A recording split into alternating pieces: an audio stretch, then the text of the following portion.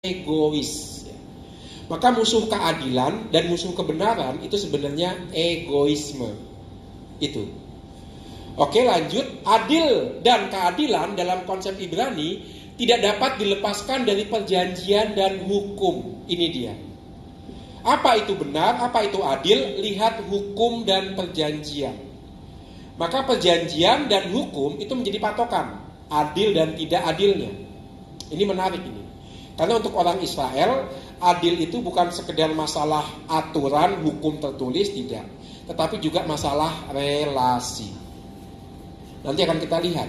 Misalnya, Allah Israel itu membebaskan Israel dari perbudakan di Mesir. Berarti Allah membebaskan Israel dari bangsa budak, bangsa yang terbelenggu, menjadi bangsa yang bebas. Maka Israel itu berlaku adil dan berlaku benar kalau dia melakukan apa yang telah Allah lakukan bagi Israel. Dengan kata lain, Israel gak boleh memperlakukan sesamanya semena-mena. Itu keadilan, itu kebenaran. Patokannya adalah perjanjian dengan Yahweh, hukum yang mereka terima di kaki Gunung Sinai. Itu patokannya. Ada dalam misalnya Hakim 5 ayat 11. Maka perjanjian dan hukum itu satu, patokan. Dua, tujuannya adalah keselamatan. Oke, lanjut. Hukum dan perjanjian.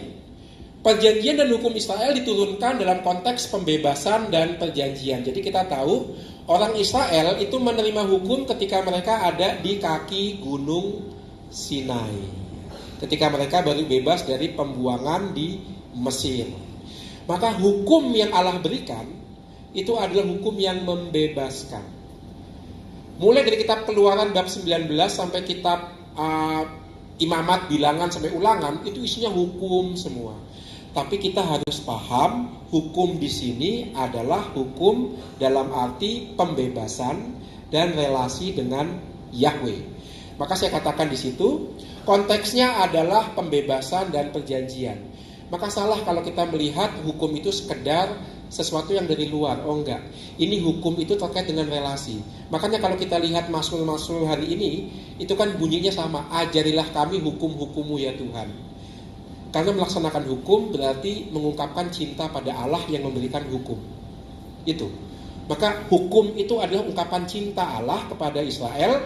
Dan kalau Israel taat, dia mengungkapkan cinta pada Yahweh. Maka dengan demikian, saya akan mengatakan begini, hukum itu mengikat relasi Israel dengan Yahweh, maka ada permintaan untuk setia. Itu yang pertama. Dan yang kedua, hukum itu berkembang. Semula hukum ditulis dalam 2 loh batu. Lama-lama hukum akan ditulis dalam hati kita. Dan lama-lama hukum itu tidak lagi menjadi perintah, tapi menjadi sebuah dorongan untuk mencinta. Maka hukum itu pun berkembang. Nah, itu yang disebut sebagai hukum, itu yang disebut sebagai adil, itu yang disebut sebagai benar. Maka bukan sekedar aturan, tetapi karena hukum itu lama-lama ditulis dalam hati kita, hukum itu kemudian juga menjadi dorongan untuk menjadi sempurna. Maka perintah Yesus itu benar. Jadilah engkau sempurna karena Allah Bapamu di surga adalah sempurna. Maka hukum, adil dan benar itu pelan-pelan masuk ke dalam hati kita untuk bertindak adil dan bertindak benar. Bukan lagi paksaan dari luar, tapi betul-betul dorongan dari dalam. Itulah hukum. Saya kasih contoh sederhana. Sekali lagi pengalaman. Mungkin kalau di penjara udah bosan ya. Saya sekarang pengalaman dari pendidikan para frater. Bapak Ibu tahu saya tinggal bersama 33 calon imam. Itu frater cowok semua, baik-baik semua. Walaupun mereka baik, tapi kadang-kadang punya kelemahan. Apa itu? Malas bangun pagi. Jadi Bapak Ibu frater itu bergulat untuk bangun pagi. Bahkan sudah sampai tingkat tertentu, sudah tahun ketiga, tahun keempat, kadang-kadang masih kelihatan malas bangunnya. Nah, saya agak jengkel dengan satu frater, udah tingkat 4, tingkat akhir bersama saya, masih sering telat misa. Padahal ada aturannya jelas. Maka apa yang saya buat? Saya minta frater itu, kalau frater lainnya bangun jam 5 pagi, saya minta frater itu bangun jam 4. Untuk apa? Untuk jam 4 pagi bangun, nyapu halaman. Jadi saya kasih pilihan kepada frater itu, mau ikut perintah saya atau keluar. Waduh, berat ya, galak sama Uut ya, galak. Untuk hal satu ini galak. Saya nggak mau umat Katolik di KAJ misa pagi romonya telat. Kalau sejak frater nggak ditegasin begitu, ntar jadi romo juga telat-telatan kalau misa pagi.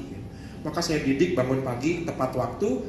Nanti pas jadi imam harapannya juga tepat waktu pas misa pagi. Maka betul di hari pertama saya minta dia melakukan itu 1 bulan. Bangun pagi jam 4, lalu nyapu sampai jam 5, lalu mandi seperti teman-teman lainnya. Maka di hari pertama dia bisa bangun. Kok tahu bangun? Saya ikut bangun.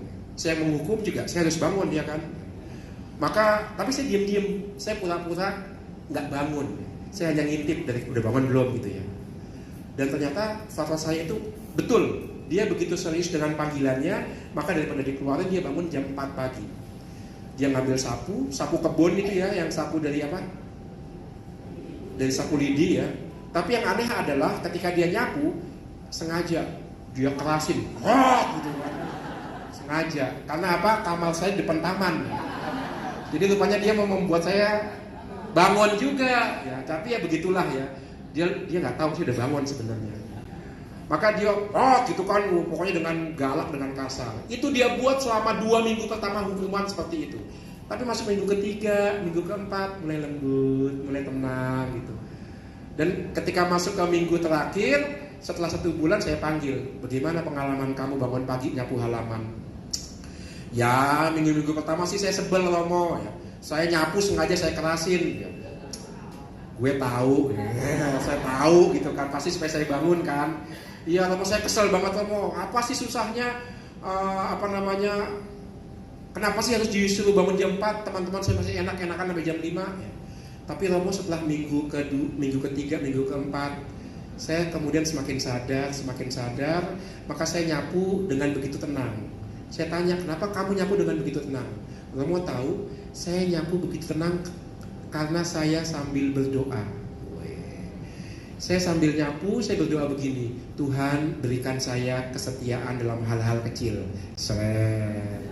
Tuhan berikan saya kesetiaan dalam hal-hal kecil. Nah itu hukum yang dari luar, yang saya wajibkan sebagai hukuman, sekarang dia endapkan sebagai hukum dari dalam. Aku mau setia dalam hal-hal kecil, juga dalam bangun pagi, juga dalam menyapu halaman. Lalu sejak saat itu frater saya nggak pernah telat bangun pagi lagi, malah seringkali kecepatan bangunnya. Maka dia masuk kapel duluan, meditasi di dalam kapel. Wah, berubah dia. Itu hukum dari dalam. Itu yang kita tadi sudah melihat. Cara Roh Kudus mengubah seperti dilambangkan oleh api. Mengubah dari dalam, transformasi dari dalam. Maka itulah dorongan untuk menjadi lebih sempurna. Maka seperti yang dikatakan Romo Sis tadi, setiap dari kita menerima karunia Roh Kudus.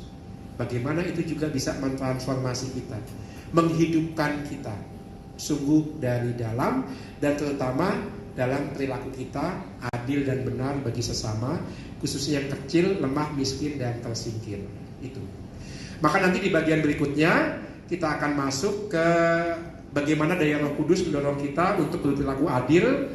Saya kaitkan dengan tahun jubileum, saya kaitkan dengan Aldas KAJ, peduli lebih pada yang lemah, kecil, miskin, dan tersingkir. Oke, dari saya cukup. Maka saya serahkan kepada Valen sebagai MC. Terima kasih. Untuk sesi 1 saya cukupkan.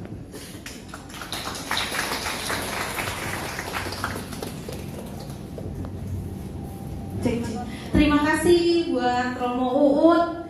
Ya, tadi ternyata kepanjangan Uut itu